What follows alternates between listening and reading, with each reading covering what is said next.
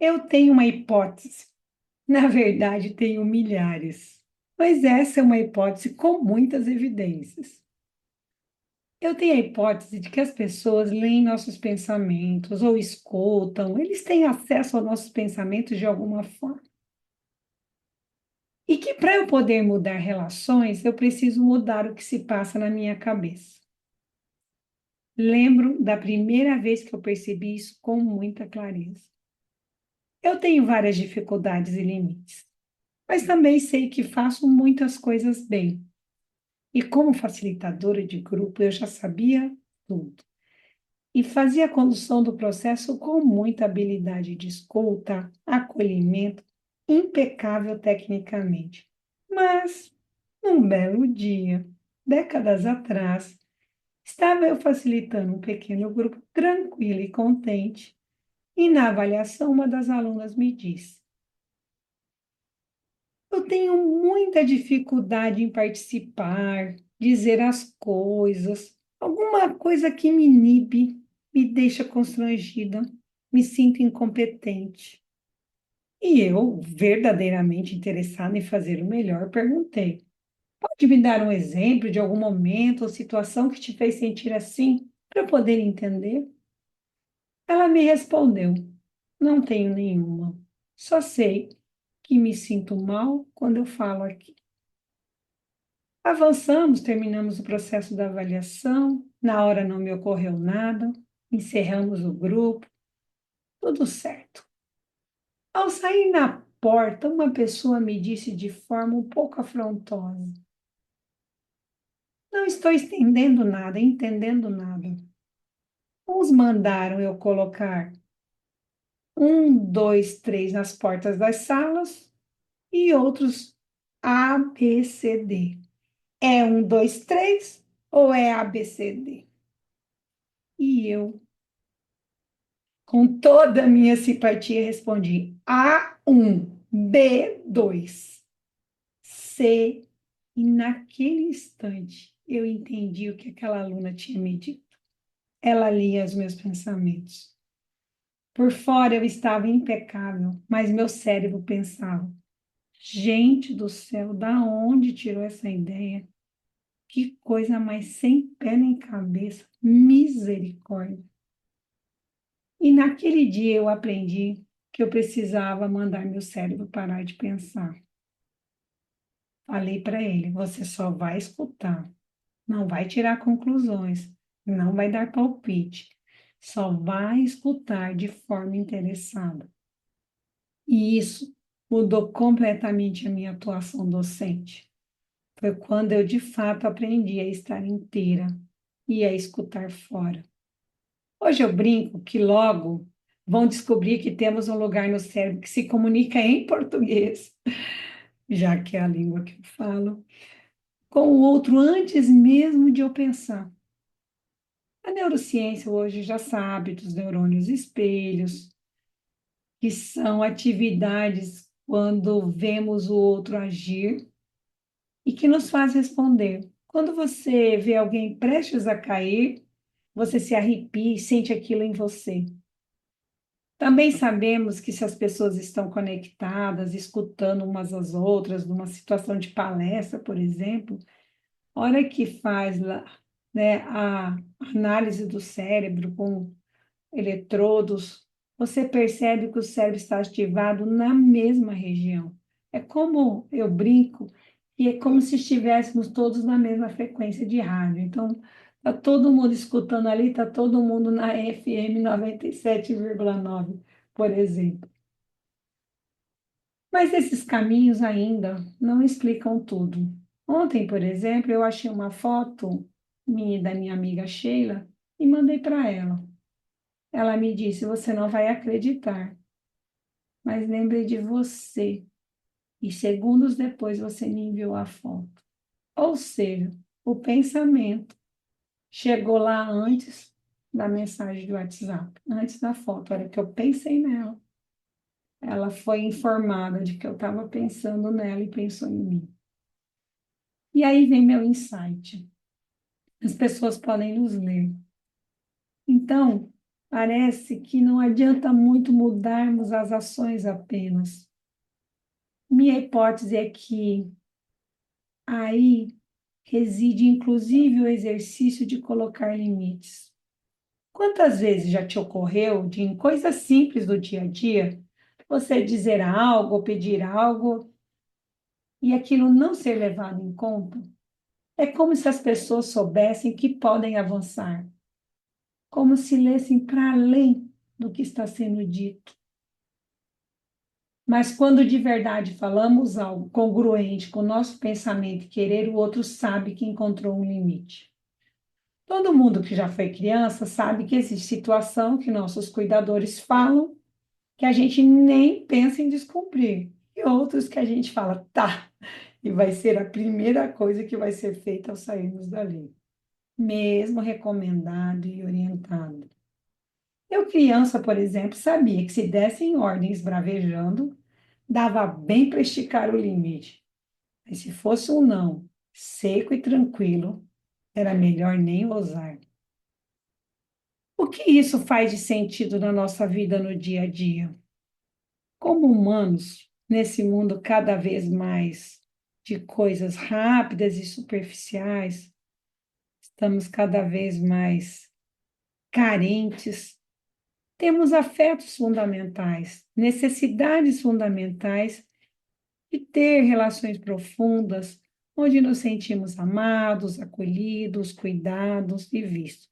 E também podemos amar, cuidar, acolher, porque é uma necessidade nossa, tanto de sermos amados quanto de amar, tanto de sermos cuidados quanto de cuidar.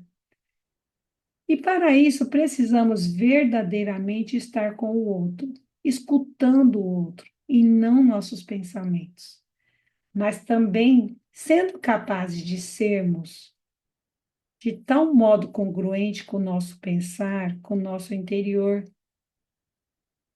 que ao comunicarmos algo, por exemplo, sobre isso eu não gostei e não irei aceitar que ocorra novamente, que o outro saiba que é exatamente isso que estamos falando.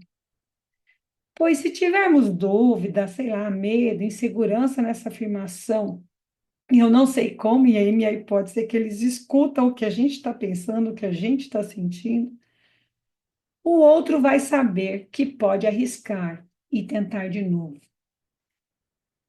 Meu exercício tem sido de, antes de eu falar qualquer coisa, checar se eu e meu cérebro estamos de acordo. Se ainda não estamos seguros e alinhados, eu avanço nesse processo para dentro, internamente. Depois, eu coloco os limites fora. Nossas palavras podem afetar tanto o nosso estado de ânimo quanto o nosso corpo, tanto as que falamos para nós mesmos, quanto falamos para os outros. Afetamos e somos afetados todo o tempo. E a palavra e o pensamento estão profundamente conectados. O pensamento se converte em sentimento. Eu já conversei aqui com vocês sobre a questão das emoções, né? Como ela vem no corpo. E aí, às vezes, a gente sente primeiro, para depois o pensamento falar: eu acho que eu estou com medo, acho que eu estou com raiva. E o sentimento é a partir da hora que eu elaboro, que eu nomeio, que é quando o cérebro começa a agir, porque ele precisa de saber o que está acontecendo, de nomear. Então, o pensamento se converte em sentimento. Se penso que não posso, me sinto incapaz e logo meu corpo responde. Na hora que vocês forem lá naquilo da postura corporal, as emoções, né?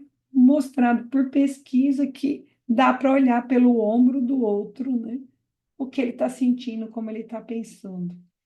E assim como a gente pode mudar o nosso cérebro, o nosso pensamento, pela mudança corporal, né? Dançando, arrumando, alinhando o ombro, eu alinhando o ombro aqui para vocês verem, alinhando o ombro, alinhando a postura, você obriga o cérebro a buscar essa congruência. Isso também é possível é a partir dos pensamentos, você dizendo, olha, nós vamos pensar tal coisa. E o contrário também é verdadeiro. Se penso que sou capaz, me sinto capaz, meu corpo responde. Então, como pensamos afeta a nossa fisiologia e a palavra potencializa, pois é uma confirmação. Porque além do que a gente está pensando, quando a gente diz, quando saem palavras, a gente também escuta. E é como se a gente fosse reforçando aquele pensamento, aquele jeito de estar. E assim também acontece quando escutamos os outros. Por isso é tão importante manejar pensamentos e palavras, pois elas nos impactam e ao outro também, de forma tremenda. Nossos primeiros pensamentos são automáticos, mas não são a verdade e nem quem nós somos. São aprendizados que vão ficando gravados. Foi uma maneira que a gente aprendeu a pensar, a partir das nossas experiências, a partir do que a gente foi vivendo. Aqueles pensamentos foram ficando gravados e eles vêm automaticamente, né? Lembra lá quem assistiu Bicicleta ao Contrário? Mesmo que você entenda, você já faz daquele jeito, porque é como está gravado. Mas tem a parte boa. A gente sempre pode questionar, escolher outros pensamentos, dizer o que queremos pensar. Claro, se as palavras são tão importantes, sempre precisamos dizer isso para a gente de forma acolhedora, de forma amorosa. Porque não é só o outro que sabe o que a gente está pensando. Nós também sabemos o que estamos pensando. E desde a experiência que eu contei para vocês com a aluna, tenham feito o exercício de conversar comigo. Por exemplo, sempre separo o tempo. Às vezes, consigo, na mesma hora que estou pensando, que o pensamento vem, eu consigo fazer um ajuste nele. Mas o comum é eu separar minutos durante o dia, e geralmente faço isso ao meio do dia, quando tomo sol, e vejo comigo. Sibeli, o pensamento acho que não tem nos ajudado. Vamos fazer diferente? Que acham que nesses momentos, por exemplo, a gente pensar tal coisa? Talvez eu possa aprender com o outro. Talvez o que ele está dizendo tenha algo de bem interessante. Vamos ouvir, ao invés de a gente chegar à conclusão precipitada, para linkar com o exemplo do início dessa nossa conversa. Então, de dizer para o meu cérebro, vamos escutar, para de chegar à sua conclusão, para de querer adiantar, para de achar que o outro sempre ele tem um jeito diferente, tenta aprender o que ele quer dizer, tenta olhar por outra ótica. Isso foi ajudando que a minha mente aquietasse, de fato estivesse disponível para uma escuta, e não só um exercício técnico de escuta, mas de fato estar inteira para a escuta. Muitas vezes eu digo, eu gostaria de pensar assim nessas situações, para ser capaz de agir diferente. Então eu vou conversando com o meu cérebro sobre esses novos caminhos que eu quero. Olha, nessa situação, a gente pensa isso, mas não tá legal. Você não está conseguindo se colocar, o outro está sacando alguma coisa que a gente não está sabendo. Então, a gente vai precisar alinhar aqui a gente, eu e você, meu cérebro, para que o outro possa também entender do que a gente está falando. Eu não sei se para fora quanto eu tenho mudado, quanto estou diferente, mas posso dizer que eu nunca estive tão contente comigo, de eu ir propondo caminhos diversos, pensamentos diversos, e poder cada dia mais exercer a liberdade de pensar, de ser, e não apenas de reproduzir os mesmos pensamentos desde sempre, que foi lá nosso primeiro episódio que eu conto para vocês da repetição da fala, do pensar, da ação. E 10 anos depois, quando eu olho para mim e falo, uau, eu não sei os outros, mas eu estou super contente comigo. Alguns livros me ajudaram muito nessa caminhada. Por exemplo, um livro chamado Conversas Difíceis e um que chama O Palhaço Psicanalista, que é um livro sobre escuta. Quando eu vi a grossura do livro, eu falei, não é possível que dá para pensar tanta coisa sobre escuta que, para mim, escutar era só não falar. E aí me faz um livro, sabe, de 300 páginas, bem gostoso de ler, discutindo a escuta. E parece que é bem mais complexo do que supunha a minha vã, suposição. Essa frase não ficou lá um abraço tempo. Vou colocar na descrição caso alguém queira ler. Mas para mim, o segredo está no exercício diário de um diálogo franco e sincero comigo, e seguido da escolha do que vamos tentando fazer, avaliando, fazendo, sempre com muito amor, sem culpa, sem crítica, só constatação. E muitas vezes com pergunta: podemos fazer diferente, melhor? Como que eu gostaria de pensar e agir? E assim eu vou me experimentando a cada dia. Não sei como está chegando isso em vocês. Se tiverem perguntas, ideias, sugestões, reclamações, lembra lá, com amor, é claro. Lembra da potência das palavras. Caso conheça alguém que essa ideia possa estar ajudando, envie um link. Numa ideia de cada dia mais a gente poder ser mais inteiro, consciente, alinhado com a gente, e isso ir nos transformando de dentro para fora, porque a partir do momento que a gente constrói a nossa realidade, que ela é muito mais de como a gente enxerga, né? Já diria Rubem Alves que a beleza só enxerga a beleza quem tem beleza dentro. Então, o que a gente vê fora diz muito de como a gente é dentro.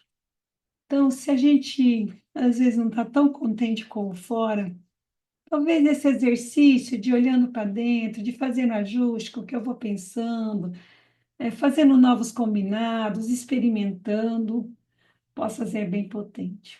Eu sou Cibele e esse é o Insights Pedagógico. Até mais.